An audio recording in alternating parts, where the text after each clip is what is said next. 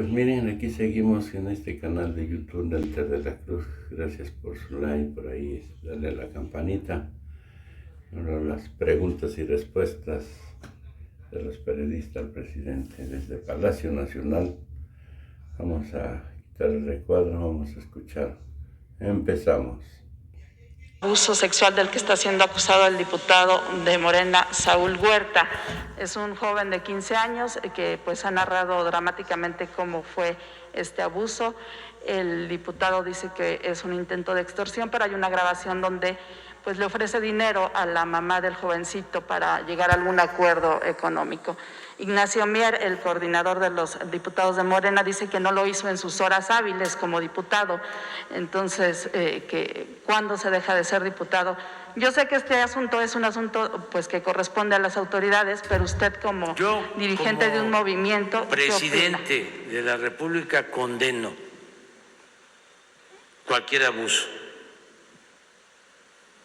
sexual, abuso en contra de la dignidad de las personas, crímenes de odio, feminicidios, de quien sea. Siempre he dicho que junto a la corrupción o de la mano de la corrupción se dejó caminar a la impunidad. Y desde que tomé posición dije que no iba a haber impunidad para nadie, ni para mi familia. El que comete un delito tiene que ser castigado, porque no somos iguales, no vamos a encubrir. Hay que sancionar, castigar a los responsables de cualquier delito.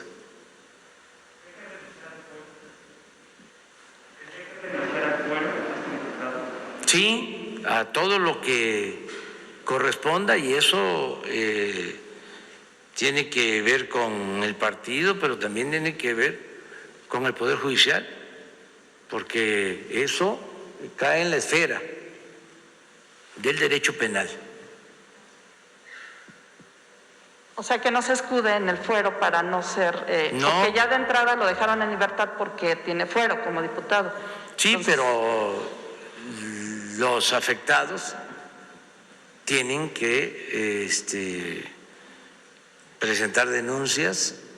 Están las denuncias presentadas. Sí, y ya no es la Procuraduría de antes, ya no es la mafia del poder la que tiene a su cargo el gobierno, es otra cosa. No somos iguales. Entonces, que se actúe. Pero eso es muy importante, la democracia, porque cuando es el pueblo el que elige libremente, el gobernante tiene que mandar obedeciendo al pueblo y no le puede fallar al pueblo. Y su amo es el pueblo.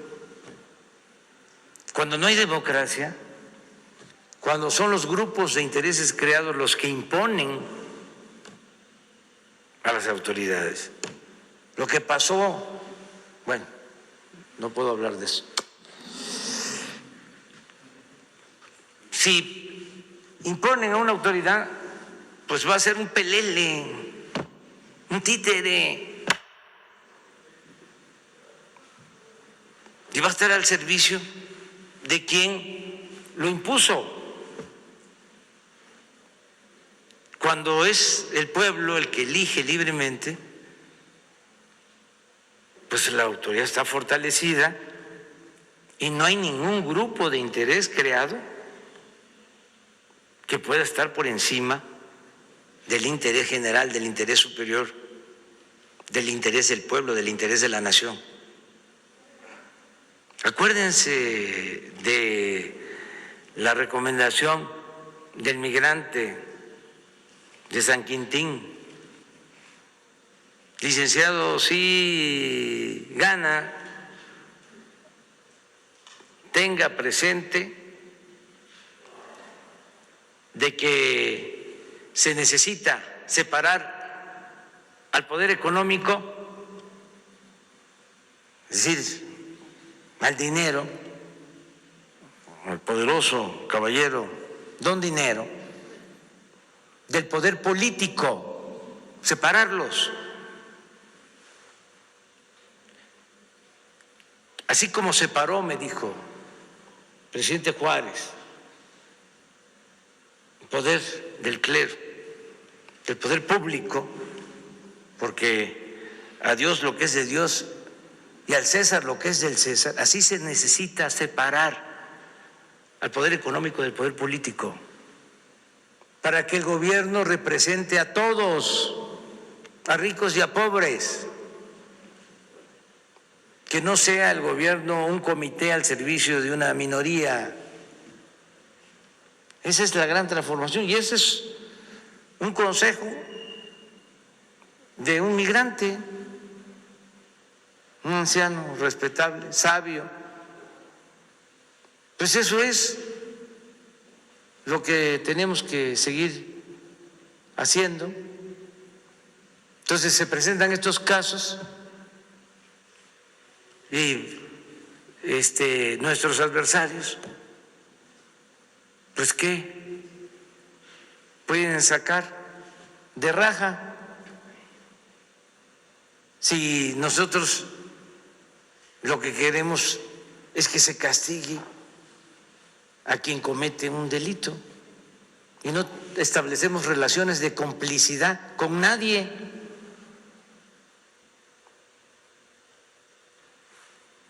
Por eso vamos a continuar con lo mismo, avanzando hacia adelante. Y le digo a los del Partido Conservador que se tranquilicen, que se serenen, que todo se resuelve, que le tengan confianza a los ciudadanos. Ya vienen las elecciones y ahí la gente va a decidir. Y el pueblo pues está consciente. Y eso de las despensas y la manipulación en los medios, que en la radio, que en la televisión, que en los periódicos, y pura nota en contra del gobierno, pues no hace mella. Eso antes influía mucho, pero ahora no. Ya la gente sabe leer los periódicos perfectamente, sabe ver la televisión, hasta se ríen cuando están los conductores de noticias diciendo las cosas y están queriendo manipular. Se ríen,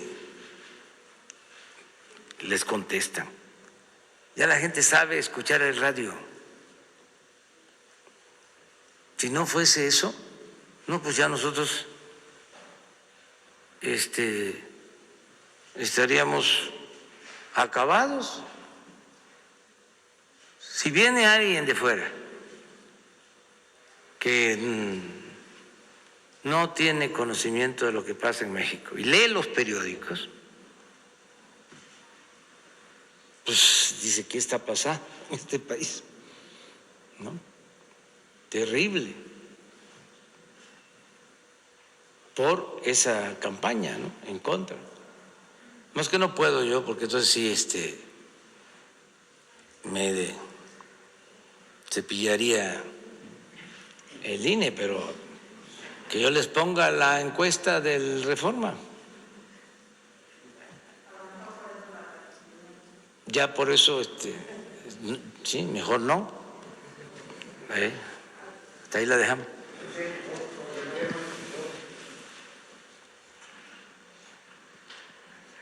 Buenos días, presidente. Hans Salazar, de Noticiero en Redes. Preguntar en torno al tema que hoy nos ocupa en la mañanera del outsourcing. En la Universidad Nacional Autónoma de México hay una situación precaria de los profesores de asignatura, de los profesores adjuntos. Seguramente usted ya ha escuchado, ha leído al respecto, incluso que les faltaban de pagar y me parece que todavía en algunos casos hay una parcialidad del pago en muchos de ellos. De hecho, ayer entrevistamos a uno de los profesores de la Facultad de Ciencias y esto es lo que nos comentaba. Aquí incluyo este tema por la situación de la precarización del empleo, no solo en las empresas, sino también en la propia Universidad Nacional Autónoma de México, donde se supone que debería de haber ejemplos claros para la sociedad. Desafortunadamente se refleja una injusticia hacia el pago de la gran mayoría de los profesores, de las profesoras, que han impulsado a tantos profesionistas. Usted estudió ahí, presidente, y sabe perfectamente pues el esfuerzo diario de miles de ellos, incluso hay paros al respecto. La pregunta sería, ¿cómo poder apoyar? Porque muchas veces se refieren a estos organismos como autónomos. Efectivamente hay una autonomía, pero a veces me parece a mí mal aplicada o justificando para generar abusos. En este caso, en este tipo de organismos como este que estoy exponiendo de la UNAM, ¿cómo puede apoyarse para no violentar o para evitar violentar los contratos? O también decía líder empresarial aquí presente, la antigüedad que se evita también para en la contratación se hace cada determinado tiempo para que no se generen antigüedades. ¿Cuál es la postura aquí en torno a la Universidad Nacional Autónoma de México? Preguntar también si han recurrido a la Secretaría del Trabajo, si no lo han hecho, si puede atender algo al respecto. ¿Cuál es la situación, presidente? Bueno, primero, como tú lo mencionas, se trata de una universidad autónoma como otras. Entonces ellos manejan su presupuesto, la obligación del gobierno y el derecho de las universidades es que reciban recursos suficientes para el desempeño de sus labores académicas, de investigación, y nosotros hemos procurado que no falten esos recursos.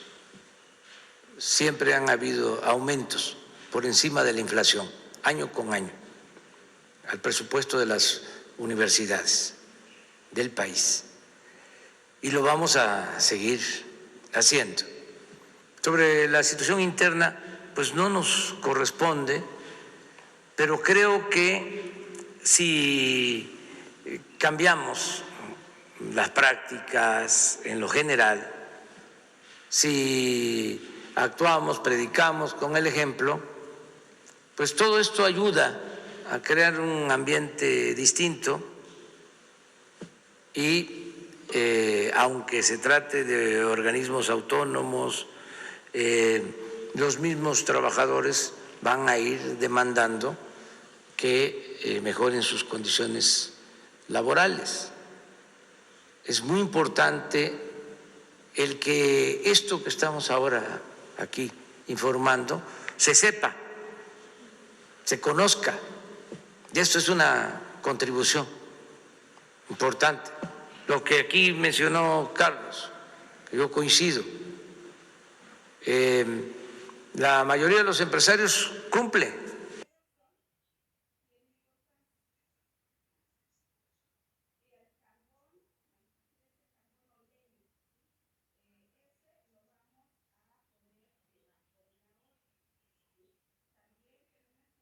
Con su responsabilidad. No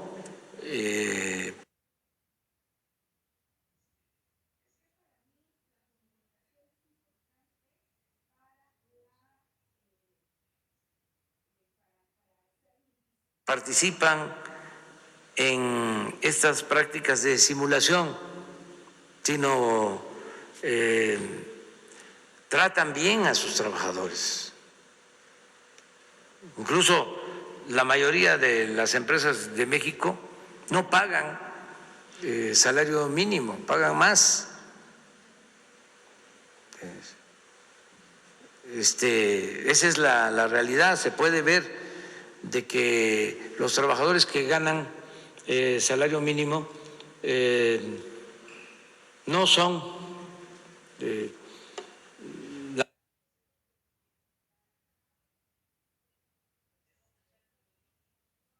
mayoría de los trabajadores asalariados, porque las empresas pagan más, están conscientes de que con el salario mínimo, aún con los aumentos, no alcanza.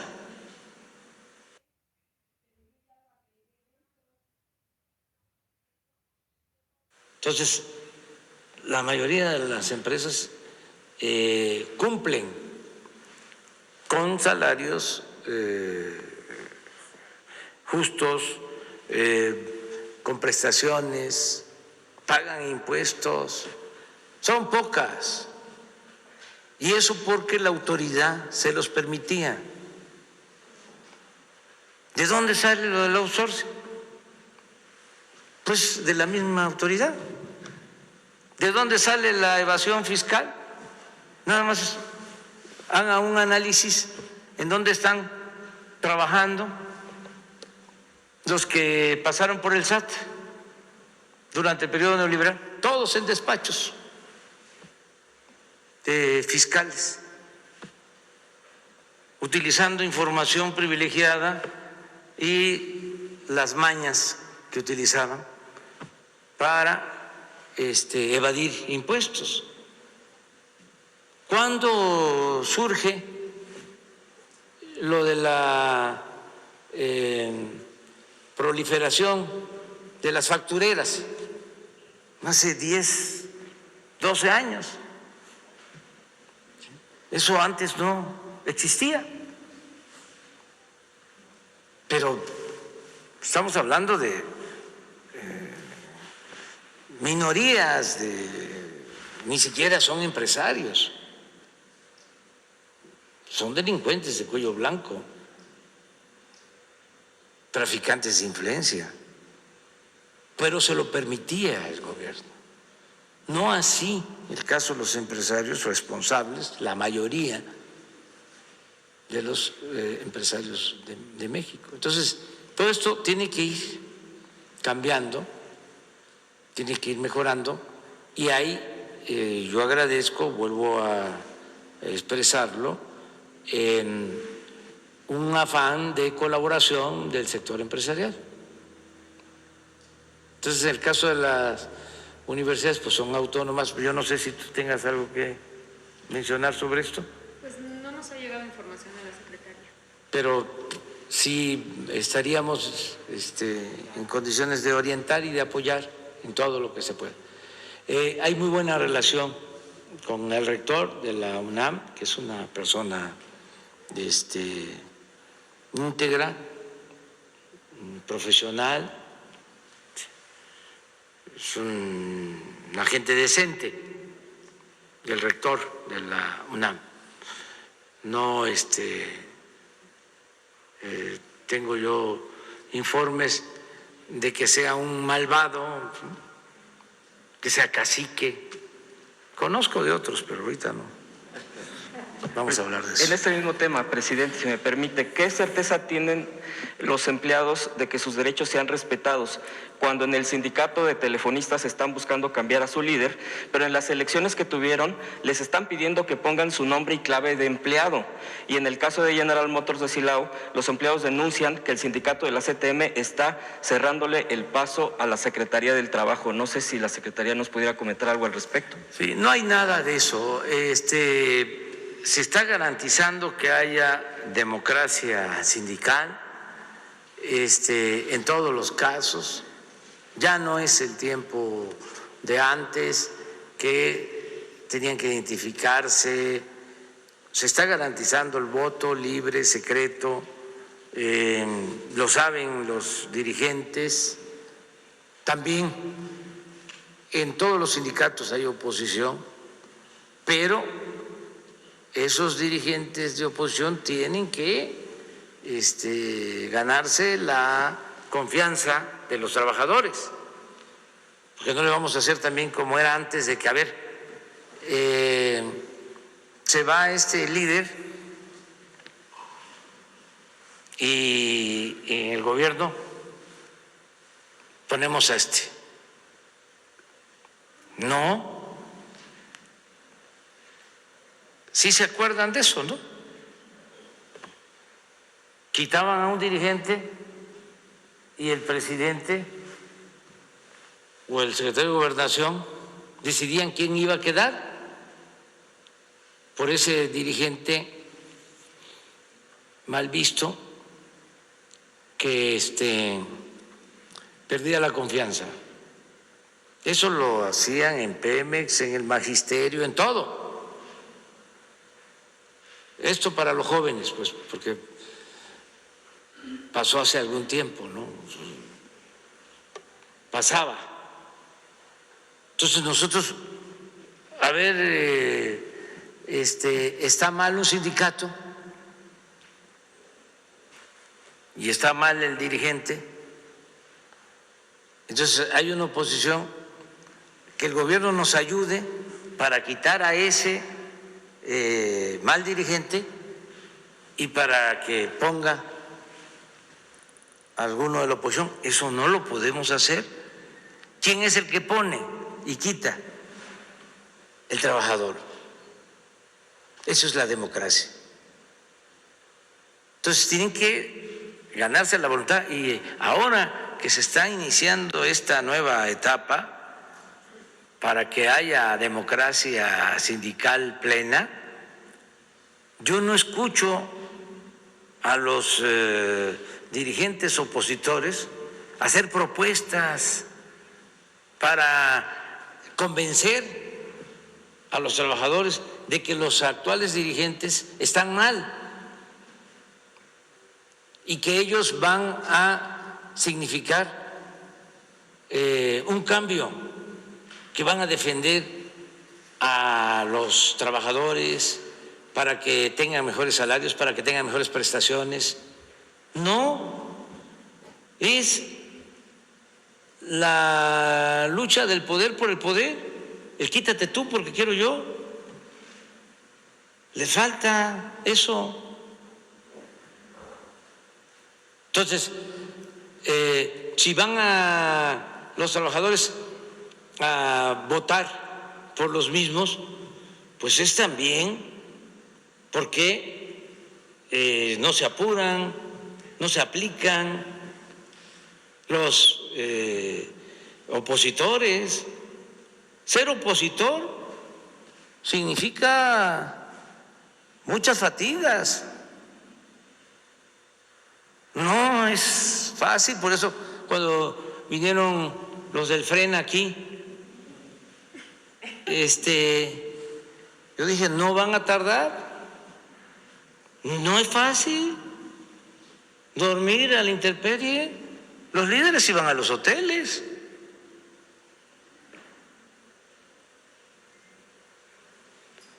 Entonces, para cambiar las cosas hay que aplicarse.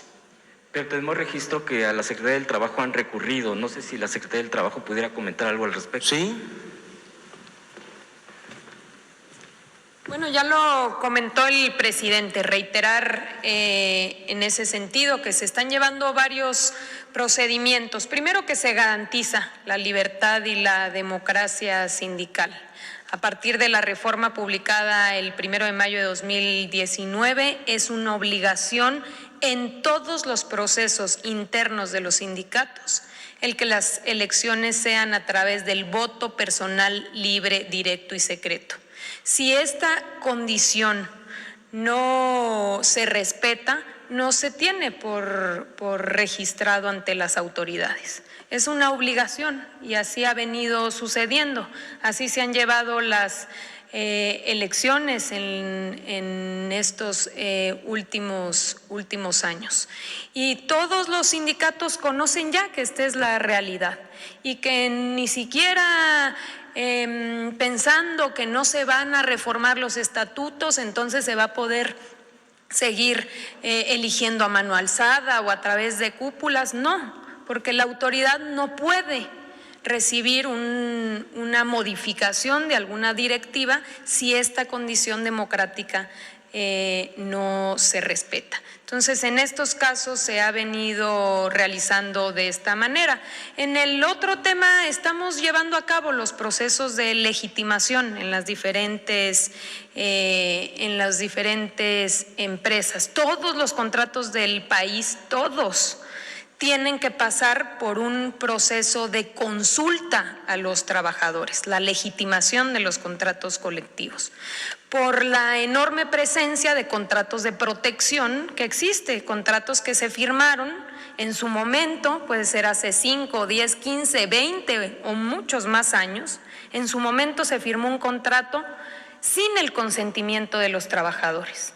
Ahora la reforma planteó un periodo de 4 años, ya llevamos 2, por cierto, sobran 2, faltan 2 para que concluya el límite máximo para realizar este proceso. Hemos realizado muchísimas consultas, en algunas ha habido algunas complicaciones.